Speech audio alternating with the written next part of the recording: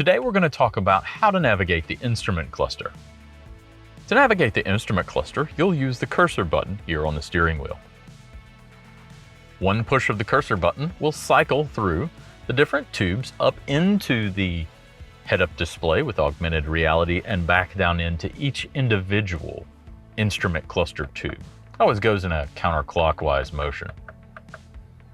And now if you would like to edit any of these particular tubes, you will highlight that particular area and push down on the knurled knob on the steering wheel.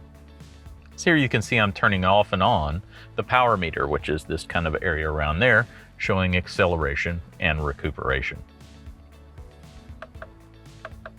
Now you can also navigate each individual tube's options by just a roll of the knurled knob. Here you can see we're in our main display for the Macan. You can scroll down one using the knurled knob and you'll come into your assistance system screen.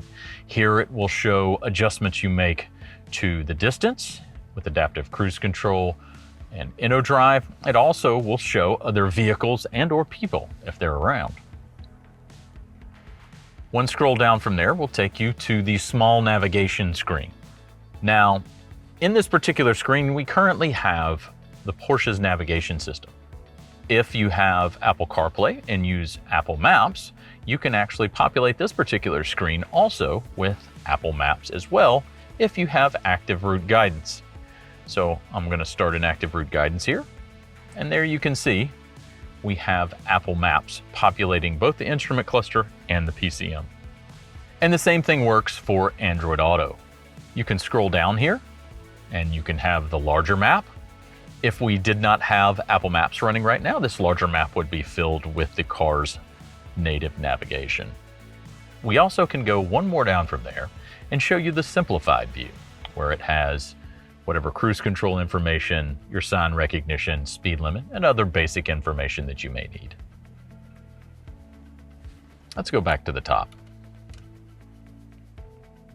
Let's cycle through our different tubes of information here. On the right-hand side, we have our information screen. We're going to come back to that here in just a second. We also have our media, what's going on with our media.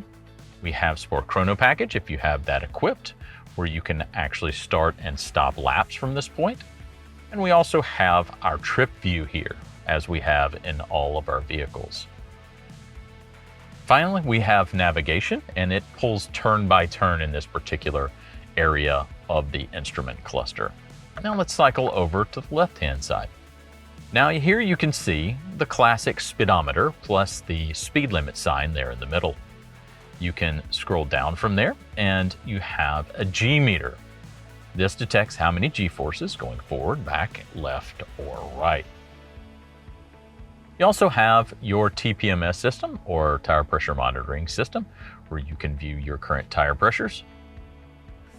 And finally, your battery screen. And so this tells you a few pieces of information. Most importantly here is your battery temperature on the right-hand side, your state of charge there at the top, and if you're plugged into the vehicle, the left side of this particular window would be populated with the rate of charging at that particular charger. The little yellow line also denotes what you have set for your target state of charge.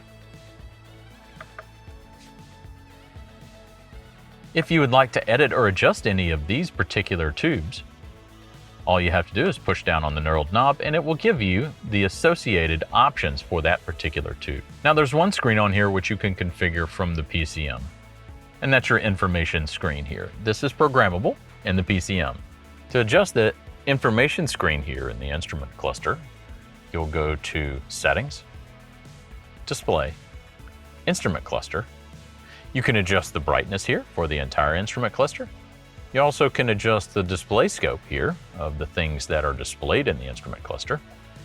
And you can go to Customize View. That's the one we're looking at here. Here you can see its date, state of charge, system voltage, and then phone. Let's change one of these to say battery temperature. And there you go. Any of these lines can be adjusted to your liking. You now can adjust and customize your instrument cluster in your new Macan Electric.